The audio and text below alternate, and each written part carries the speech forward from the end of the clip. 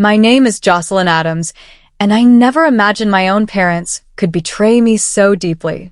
Standing frozen in the bustling chaos of Dallas International Airport, my packed suitcase a silent witness beside me, I clutched my phone as my mother's saccharine voice pierced through the line. "We're in Honolulu, sweetie. Why didn't you come to the airport yesterday?" Her words, dripping with feigned innocence, twisted my stomach into knots. The truth hit me like a tidal wave. They had deliberately lied about our flight date. For months, I had eagerly anticipated this family vacation to Hawaii, a desperately needed escape after an exhausting quarter as a marketing executive. I had just wrapped up hosting critical clients from overseas, pouring every ounce of energy into securing their accounts. This trip was meant to be my reward, a chance to unwind on sun-drenched beaches, reconnect with my family, and bask in moments of togetherness. But now, as travelers rushed past me, their laughter and excitement amplifying my growing devastation, I realized the cruel reality. "What do you mean yesterday?" I managed, my voice trembling with disbelief. "You told me the flight was today at 2 p.m. I have your text messages to prove it." The airport's clamor felt suffocating, its frenetic energy a stark contrast to the betrayal sinking into my bones. "Oh, sweetie, there must have been some confusion," my mother replied, her tone laced with a lie so obvious it stung. "Your sister made it just fine. We're all settled at the resort now." Of course, Amy made it. My younger sister, the golden child, was always their priority. I should have suspected something when they insisted on handling all the flight arrangements themselves, claiming it was easier that way. These were the same parents who leaned on me to cover their bills, yet suddenly couldn't trust me to book my own ticket. "This wasn't confusion, Mom," I said, my voice steadying as anger overtook shock. "You deliberately gave me the wrong date. You never wanted me on this trip, did you?" The silence on the other end was deafening, a confirmation of their deceit. "Now, Jocelyn, don't be dramatic," she finally said. "These things happen." I ended the call, my hand trembling with rage. Around me, families embraced, their joy a painful reminder of my isolation. The irony was bitter. For 2 years, I'd sent them money every month, $2,000 to cover their mortgage, utilities, and medical bills after my father's early retirement due to arthritis. I'd sacrificed my dream of buying a home, pouring over $47,800 into their lives, yet they chose to exclude me from our family's vacation.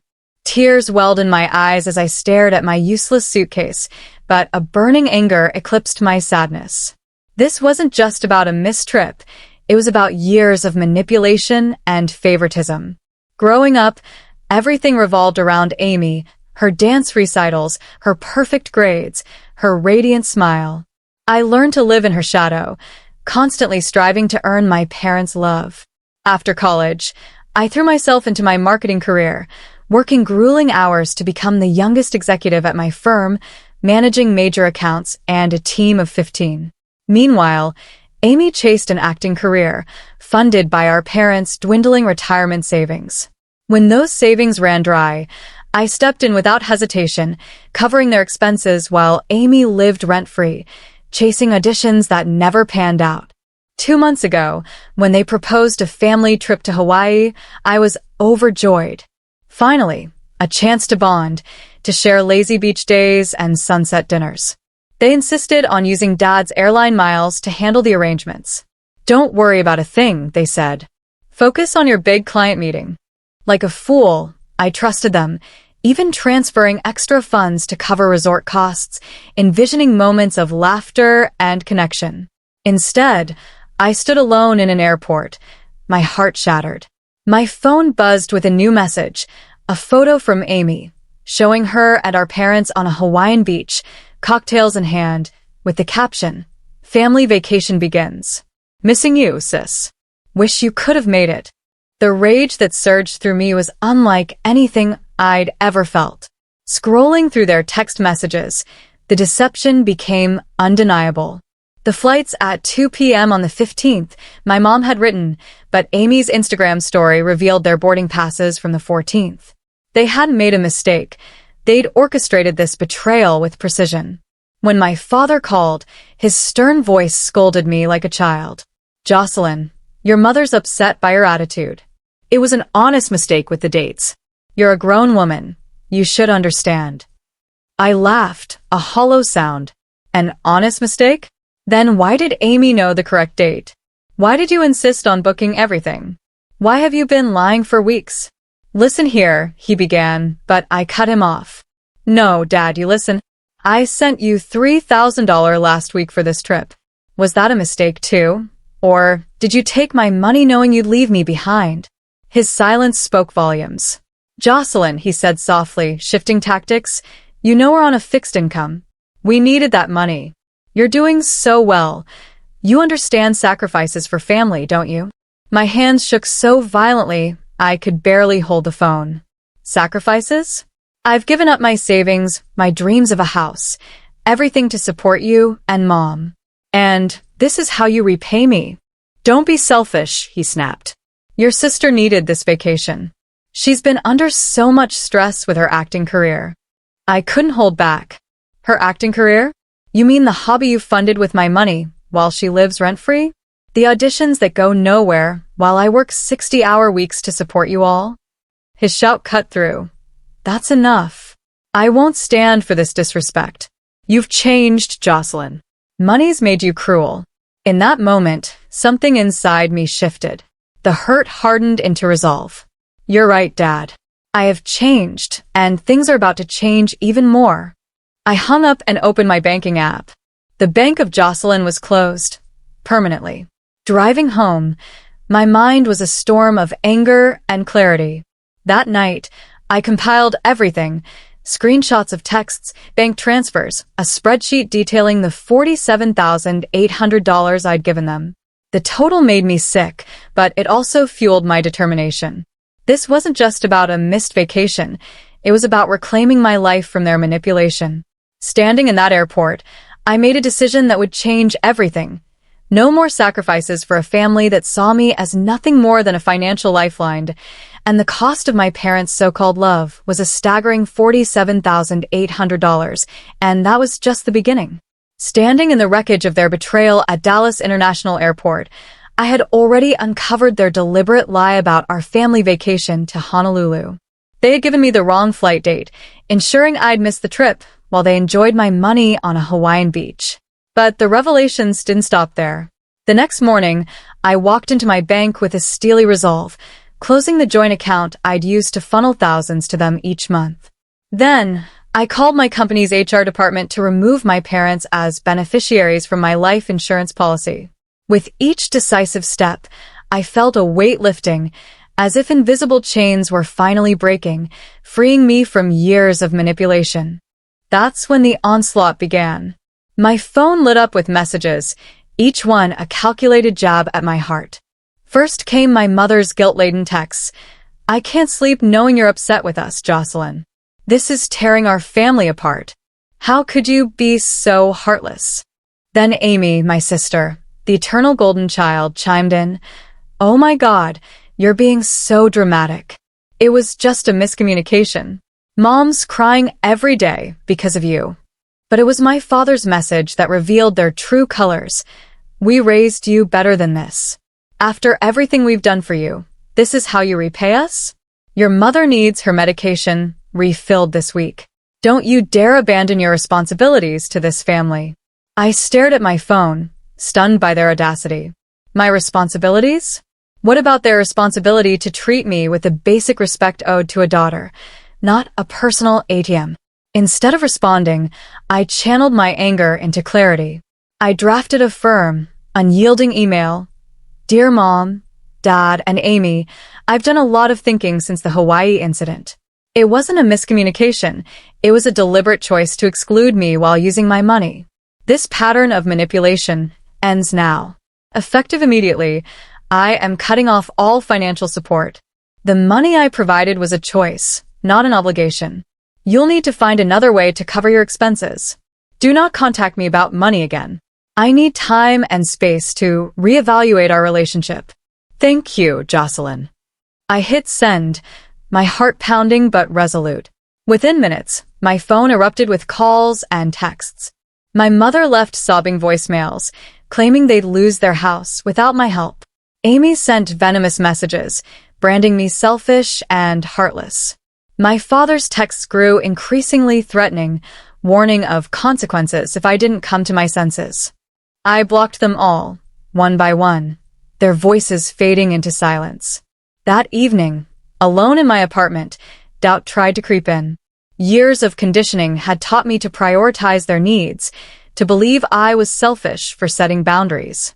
But then I remembered standing in that airport, staring at Amy's smug beach photo, realizing they had planned their betrayal while spending my hard-earned money. That memory steeled my resolve. The next day at work, an unexpected visitor arrived. My Aunt Rose, my father's sister. She walked into my office, her expression serious but kind. "I heard what happened," she said, settling across from me. "Your parents asked me to talk sense into you." I braced for another guilt trip, but Rose surprised me. "What they did was cruel, Jocelyn. I've watched them take advantage of your kindness for years. It's time someone told you the truth. You deserve better." Tears welled in my eyes as she reached across the desk, squeezing my hand. For the first time, someone in my family saw me, truly saw me. "They'll try everything to pull you back in," Rose warned. "Stay strong. You're doing the right thing." 2 weeks later, Rose called during my lunch break, her voice tight with concern. "Jocelyn, I need to show you something. Can you come to my house after work?" When I arrived, she had a stack of papers spread across her dining room table. "Your father came to me last week, asking for a loan," she explained. "He let slip some things that didn't add up, so I did some digging." What she revealed made my blood run cold. Bank statements, loan applications, and credit card bills painted a disturbing picture. My parents hadn't just used my money for necessities, they'd been living extravagantly, counting on my support to fund their lavish lifestyle. Rose pointed to a credit card statement. "They took out a new card in your name 3 months ago. Have you checked your credit report recently?" My hands trembled as I pulled up my credit report on my phone. There it was, a $15,000 credit card I never knew existed, opened using my social security number and personal information. "That's identity theft," Rose said quietly. "It's a crime, Jocelyn." The room spun as she revealed more. "Remember their story about Amy's acting career? She's not in California auditioning. She's been living at home, working part-time at a coffee shop. The money they said was for headshots and acting classes? They've been using it for gambling. The constant requests for money, the vague explanations, the guilt trips, it wasn't just emotional manipulation. It was fraud." My phone buzzed with a text from my mother. "Please, sweetie, we need to talk. Your father's having chest pains from all this stress. If anything happens to him, it'll be your fault." I showed Rose, who shook her head. More manipulation. "They're desperate because their house of cards is collapsing without your money." She laid out my options. "You can press charges for the identity theft, or you can handle this privately. Either way, you need to protect yourself."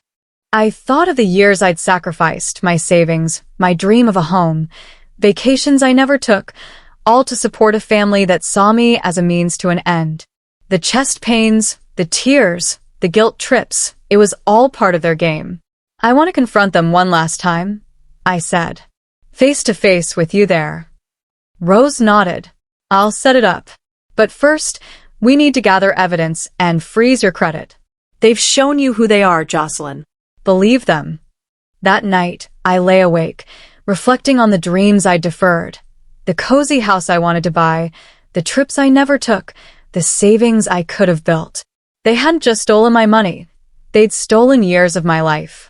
But amidst the pain, a clarity emerged.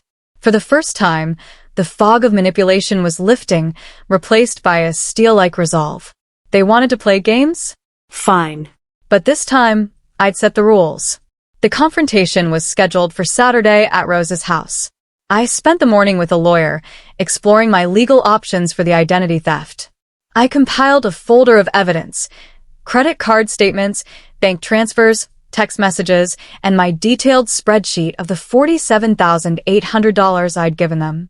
This wasn't just about accountability, it was about showing them their game was over. When my parents arrived with Amy, The air was thick with tension.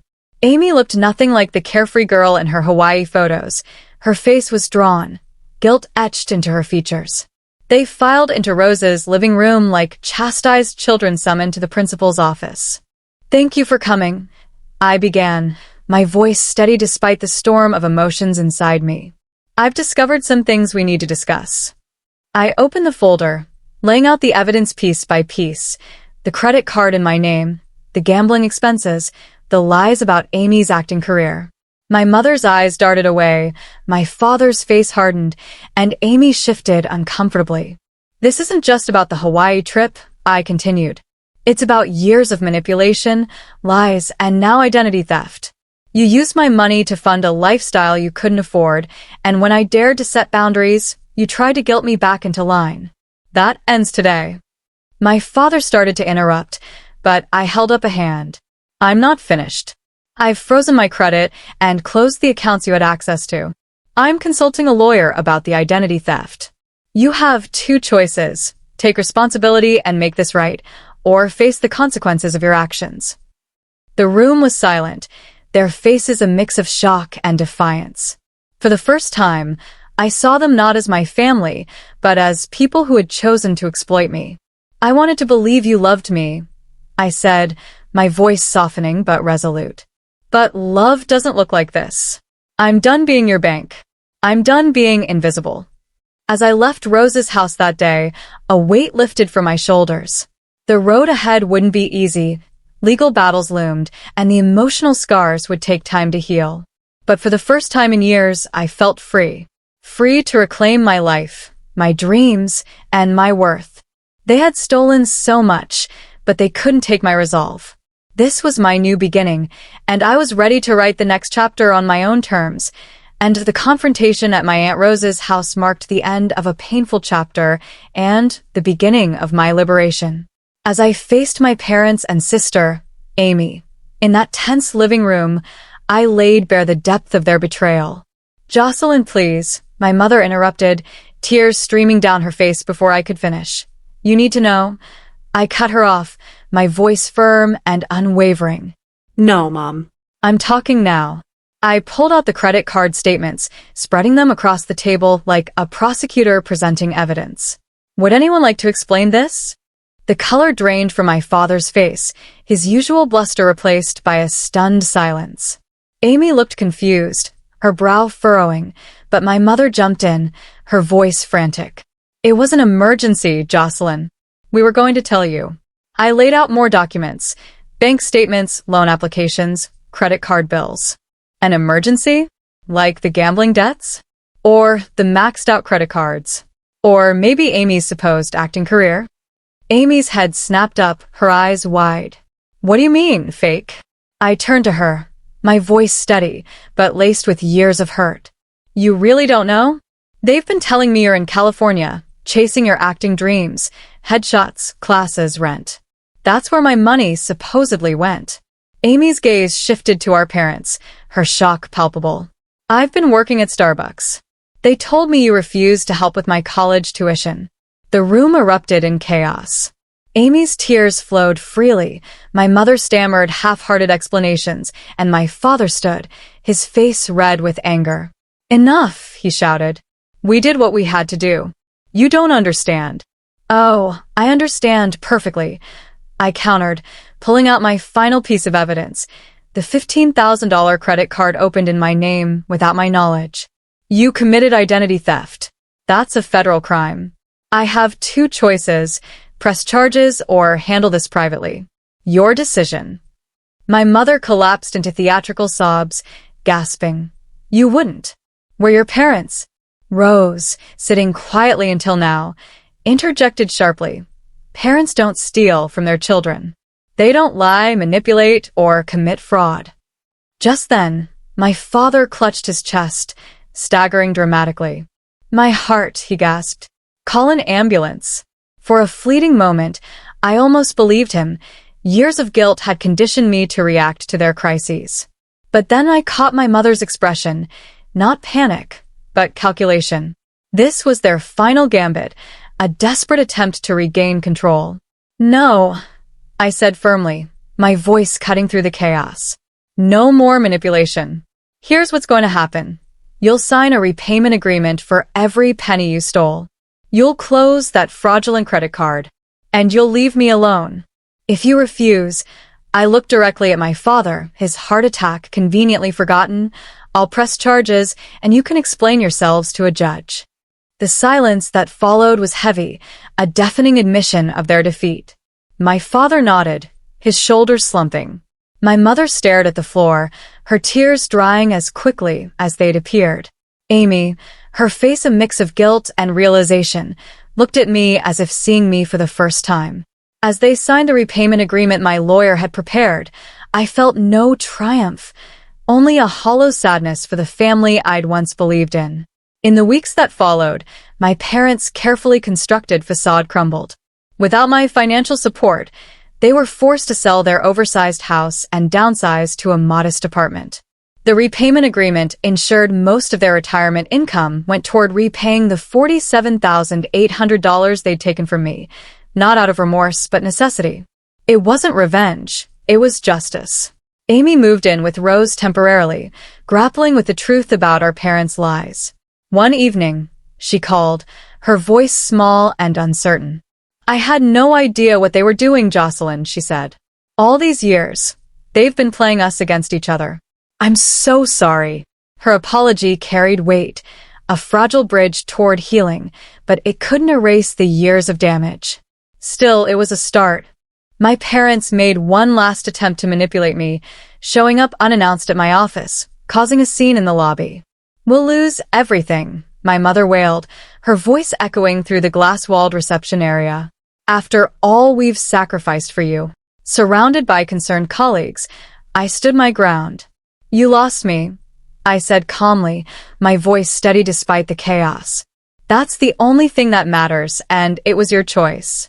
Security escorted them out, and as I watched them leave, I felt an unfamiliar peace. The guilt that had weighed me down for years was gone. I was no longer their ATM, their emotional punching bag, or their victim. That evening, I booked a solo trip to Hawaii, a quiet smile crossing my face at the irony. They had tried to exclude me from a family vacation, but in doing so, they'd given me something priceless: freedom.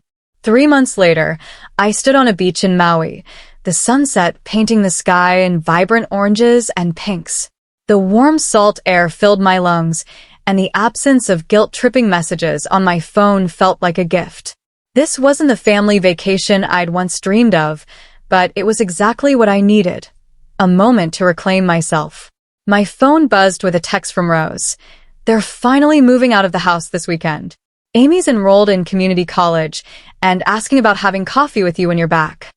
I took a deep breath, the ocean stretching endlessly before me, and replied, "Tell her I'm open to it." The repayment plan was working slowly but surely. My parents had sold most of their possessions, and each month, a check arrived without fail, not because they were sorry, but because the threat of fraud charges loomed if they missed a payment. My mother still tried sending emotional emails from new accounts. "We're eating ramen noodles while you're living in luxury. Is this what you wanted?" I deleted them without responding, their words no longer holding power over me. At work, my focus and energy, once drained by my parents' chaos, propelled me to another promotion. I was thriving, managing larger accounts and mentoring my team with a clarity I'd never had before. I even started house hunting, reviving a dream I'd shelved to fund their lifestyle. Standing on that Maui beach, I realized the happiest endings aren't always about forgiveness or reconciliation. Sometimes they're about walking away, choosing yourself, and building a life free from manipulation. My parents had planned that Hawaii trip to hurt me, but instead, they'd set me free. As the waves lapped at the shore, I knew this was my new beginning. A life where I was no longer invisible, but the architect of my own story. Please feel free to comment below if you liked this. Remember to like and subscribe for more.